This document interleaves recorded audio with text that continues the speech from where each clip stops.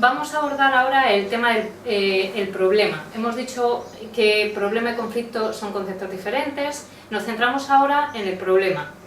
Recordamos de qué se trata de una cuestión que hay que aclarar, hechos o circunstancias que dificultan una acción, es decir, aparecen una serie de hechos, una serie de circunstancias que nos hacen difícil una situación y nos dificultan el poder actuar.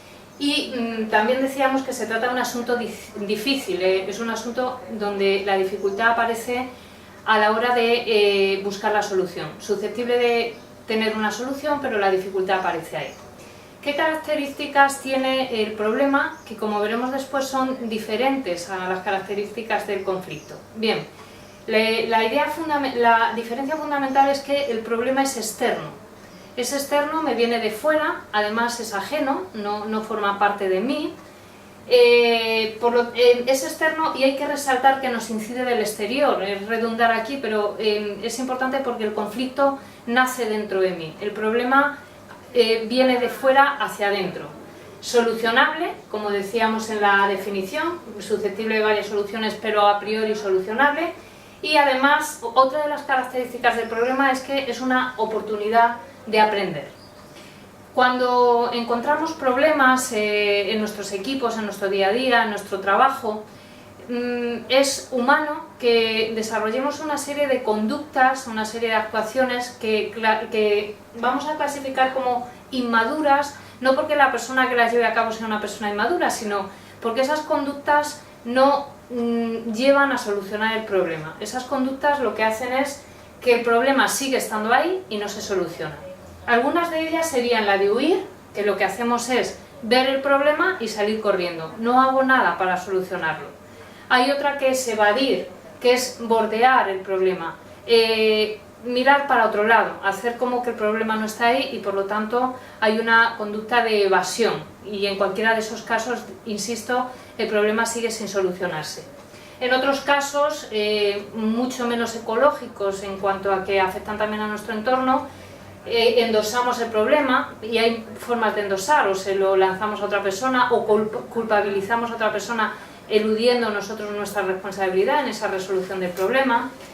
Hablamos también de las conductas de las personas salvavidas. ¿Y esto qué significa? Pues son o somos esas personas que en determinadas situaciones cargamos con problemas que no son nuestros, con problemas que no nos corresponden en este momento solucionar, para justificarnos, sería una justificación para no solucionar el que sí que tenemos que afrontar en este momento. Y otra conducta inmadura típica sería la del análisis. Los problemas se resuelven con el análisis, es decir, haciendo partes pequeñas de cada, reducir el problema a mayor número de partes pequeñas que tenga para que sea más fácil de resolver, pero cuando el análisis no es una herramienta para resolverlo, sino todo lo contrario, cuando es una conducta inmadura, cuando me paraliza, cuando el análisis es igual a la parálisis, cuando me quedo exclusivamente anclado o anclada en el análisis y no me lleva a la resolución. ¿Qué podríamos hacer? Podemos desarrollar una serie de actitudes que sí apoyan a esa resolución. Cuando aparece el problema, a veces tenemos preocupación. Se puede ver en la persona que tenemos problemas porque tenemos preocupación. ¿Cuál es la propuesta? Pasar de la preocupación a la ocupación.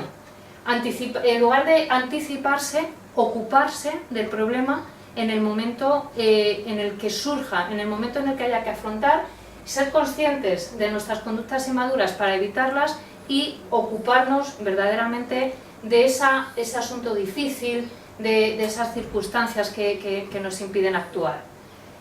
Otra cuestión, actitud que se suele desarrollar es la dispersión. La dispersión consiste en que lo que vamos a hacer es distraernos, lo que vamos a hacer es de alguna forma dividir la atención. Vamos a estar dividiendo la atención y no la vamos a focalizar toda en el problema.